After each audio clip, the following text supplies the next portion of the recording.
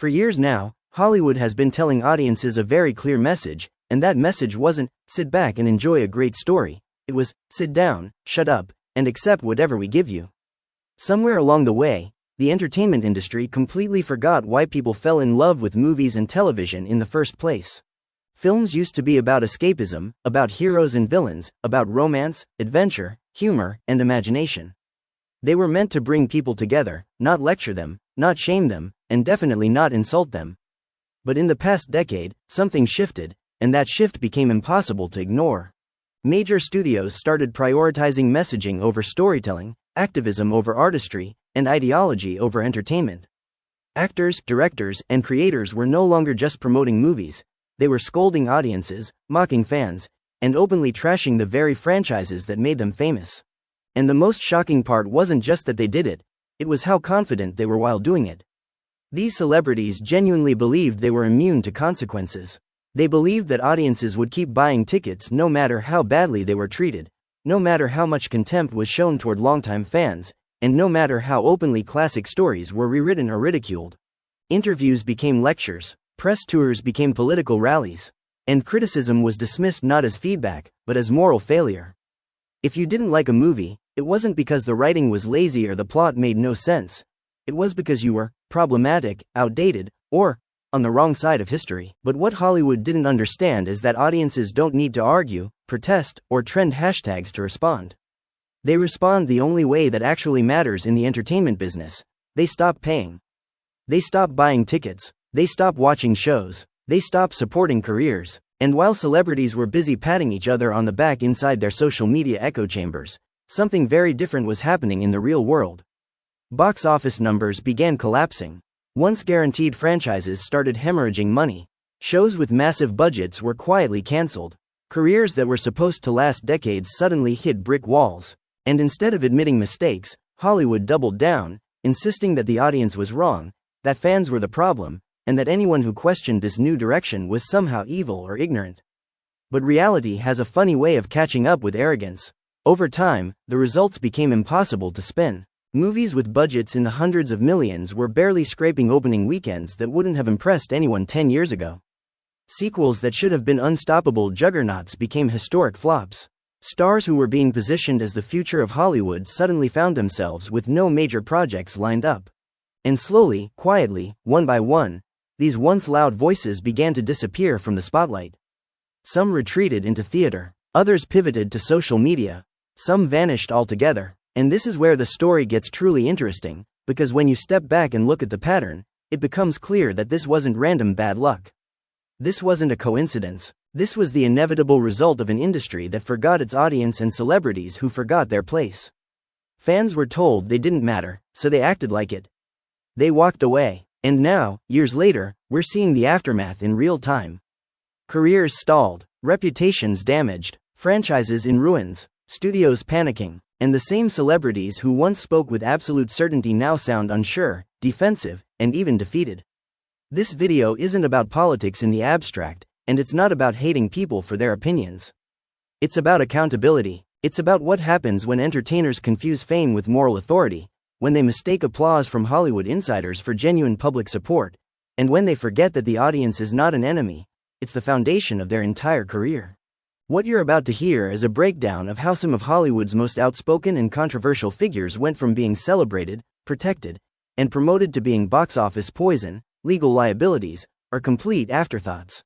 You'll see the exact moments where things started to go wrong, the comments that alienated millions, the projects that collapsed under their own weight, and the very clear consequences that followed. You'll also see how quickly the industry turns on its own once the money stops flowing, because Hollywood doesn't believe in loyalty, it believes in profit.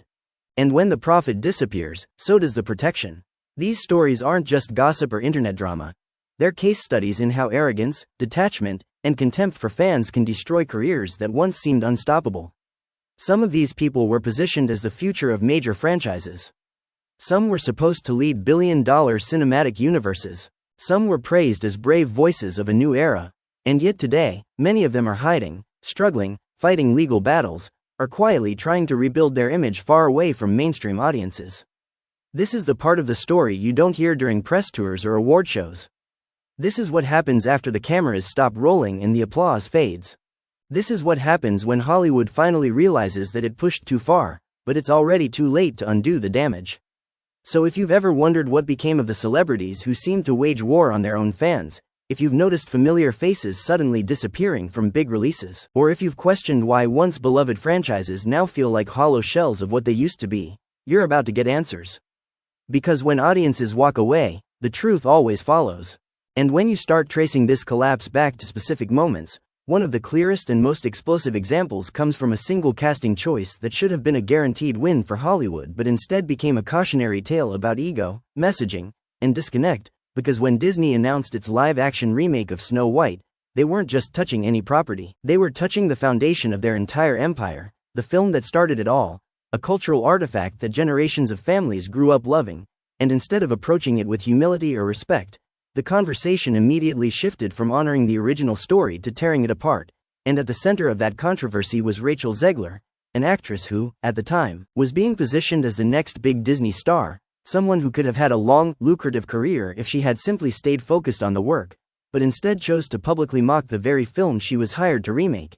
And it wasn't a one-off slip of the tongue or a quote taken out of context, it was a pattern, a series of interviews where she repeatedly framed the original Snow White as outdated, creepy, and morally flawed, calling the prince a stalker, laughing about how the love story wasn't important anymore, and openly signaling that the remake would intentionally abandon the elements that made the original beloved in the first place. And the more she talked, the worse it got, because rather than reassuring fans that the heart of the story would remain intact, she seemed almost proud to antagonize them, joking that her male co-stars' scenes could be cut, dismissing romance entirely, and presenting herself not as a steward of a classic character but as someone there to fix it. And this was the moment where audiences began checking out, not loudly, not dramatically, but internally, because when people hear an actor ridicule something they cherish, it creates an immediate emotional disconnect, and Disney fans are nothing if not emotionally invested, and instead of pulling back, Disney allowed the messaging to continue, likely believing that controversy would fade or that audiences would fall in line once the movie released. But that assumption turned out to be catastrophically wrong, because when Snow White finally hit theaters, it wasn't met with curiosity or excitement, it was met with indifference, and indifference is far more dangerous than outrage, because outrage still sells tickets, but indifference kills movies. And what followed was one of the most embarrassing box office performances in Disney's modern history, a film with an astronomical budget that barely made a dent globally, losing hundreds of millions of dollars and instantly becoming shorthand for how badly the studio had misread its audience. And suddenly the narrative changed, because the same media outlets that once praised the bold, new direction, went quiet, the interviews stopped, the praise dried up, and Rachel Zegler, who had once been everywhere, suddenly wasn't. And that's when the industry's real rules kicked in, because Hollywood will tolerate controversy, it will tolerate bad press, but it will not tolerate financial loss. And once a star becomes associated with a major financial failure, doors start closing fast. And what made this situation even more damaging was that Snow White wasn't an isolated failure, because shortly before or after, Zegler appeared in another project that flopped just as badly, proving to executives that this wasn't just a one-time fluke tied to Disney backlash, but a broader issue with audience appeal. And that's when the retreat began, the quiet pivot away from major films and into theater, into smaller spaces where box office numbers don't dominate headlines, because theater offers something Hollywood no longer could for her: insulation from mass audiences. And while there's nothing wrong with theater, the shift itself tells a story, because stars don't leave blockbuster films at the peak of success, they leave when the offers stop coming, and this pattern would repeat again and again with other figures who followed the same trajectory: loud confidence followed by sudden silence, public certainty followed by private damage control.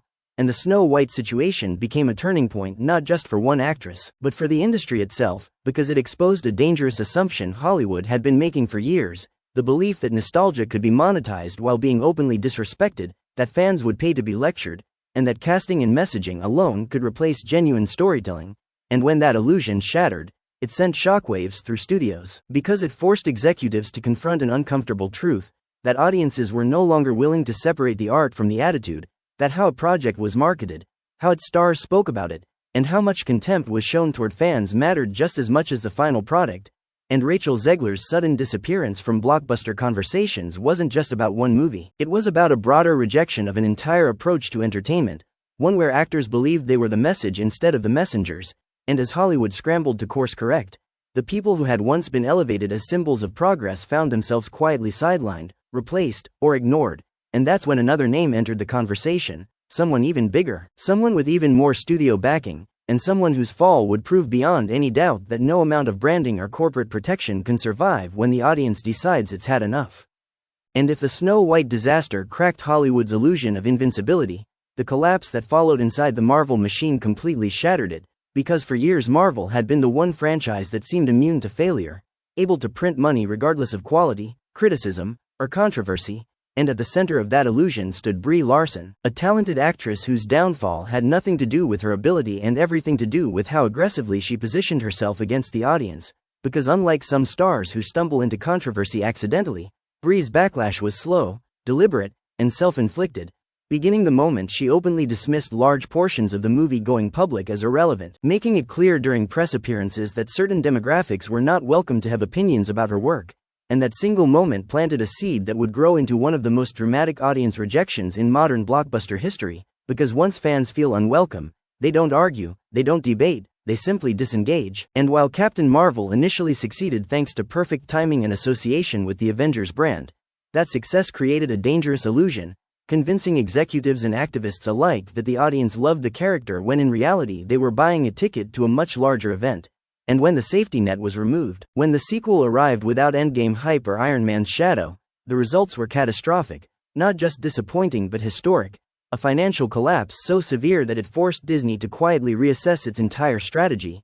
And this is where the mask slipped, because the same industry that had loudly defended Larson suddenly went silent, interviews dried up, future plans vanished, and the once confident messaging turned into awkward uncertainty, culminating in moments where even Brie herself openly questioned whether anyone wanted her to continue, and that single sentence revealed more truth than any press release ever could, because it exposed the emotional toll of realizing that an audience you dismissed has the power to end your career. And from there the retreat followed the now familiar pattern, a pivot away from blockbusters, a turn toward theater and smaller projects, spaces where applause replaces box office numbers and criticism can be framed as artistic debate instead of financial failure. And this same trajectory repeated across Hollywood, from creators whose shows were canceled after one season to corporate influencers whose brand partnerships collapsed under public backlash, proving that this wasn't about one studio or one genre but an industry-wide reckoning, where executives finally understood that controversy no longer translated into profit, that ideological applause on social media didn't equal ticket sales, and that audiences had grown tired of being lectured by people who depended on them for relevance. And nowhere was this more evident than in the legal and reputational implosions that followed, where public sympathy shifted in unexpected directions, where carefully crafted personas unraveled under scrutiny, and where silence replaced confidence as the preferred survival strategy. Because once the audience turns, no PR team can fully undo it, and as studios now scramble to rebrand, reboot, and retreat from the very messaging they once celebrated, the damage remains, careers stalled mid-flight, franchises weakened, and trust eroded, all because Hollywood forgot a basic truth it once understood instinctively, that entertainment is a relationship, not a lecture, that fans are participants, not obstacles, and that respect is not optional when your success depends entirely on public goodwill. And as the dust settles and the industry quietly rewrites its own narrative, one thing becomes impossible to deny: this era didn't end because critics demanded it, it ended because audiences walked away. And when that happens, no amount of activism, branding, or moral certainty can save you, because in the end, the only vote that matters in Hollywood is the one cast at the box office, and once that vote is lost, the fall is not loud or dramatic, it is silent, swift, and unforgiving. If you made it this far, make sure you like the video, subscribe to the channel, and turn on notifications, because videos like this don't get pushed unless you actively support them. Let me know in the comments which celebrity downfall shocked you the most and who you think is next, because I read every single comment and your takes shape future videos. Share this with someone who still thinks Hollywood hasn't learned its lesson, and if you want more deep dives exposing what really happens behind the scenes when fame, ego, and audiences collide, you're going to want to stay right here.